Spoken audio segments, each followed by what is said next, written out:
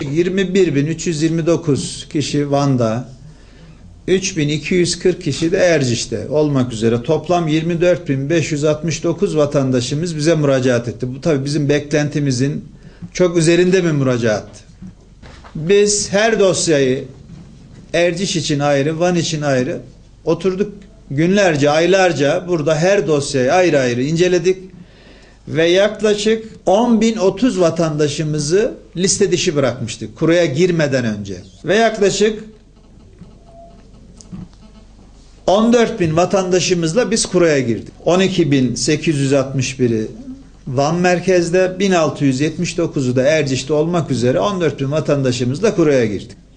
Van'da 500 asilden 205 kişi, 100 yedekten 49 kişi, toplam 254 kurada çıkmış olan 205 asil, 49 yedek. Toplam 254 kişi liste dışı kaldı arkadaşlar tekrar. Erciş'te ise 500 asilden 173 kişi, 100 yedekten de 24 kişi olmak üzere 197 kişi bu listenin dışında kaldı. Bu ne demek? Biz toplam 600 kişiye kura çekmiştik. 100'ü asıl, 500'ü asıl, 100'ü yedek. Şimdi Van'da 254 kişi elenmiş oldu toplam. Erciş'te de 197 kişi. Deprem öncesinde ve sırasında birinci derece yakınlığıyla oturduğu halde, mesela annesiyle oturuyor, babasıyla oturuyor, kirada değil. Yani deprem olduğunda 23 Ekim'de herhangi bir kiracılık ilişkisi yok. Ama bize kirada oturduğunu beyan etmiş. Biz gitmişiz, onu tespit etmişiz.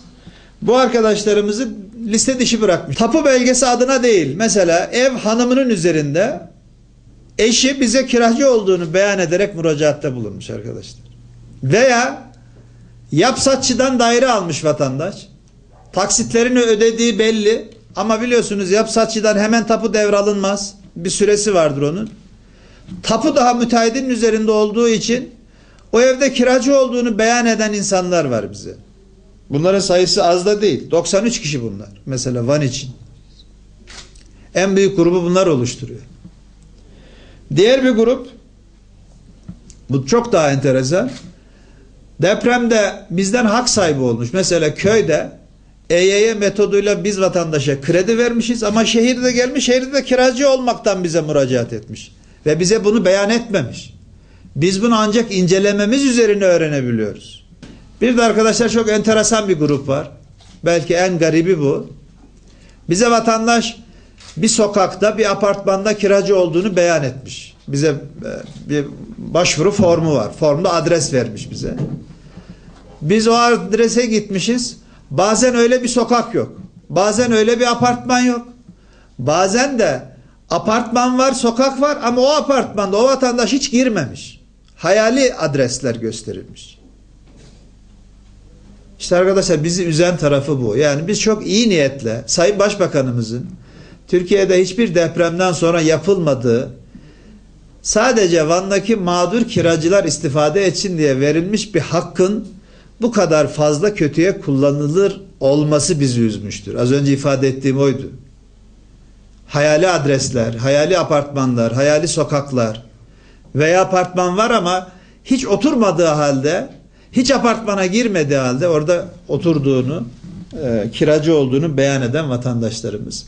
Özellikle Erciş'te bir grup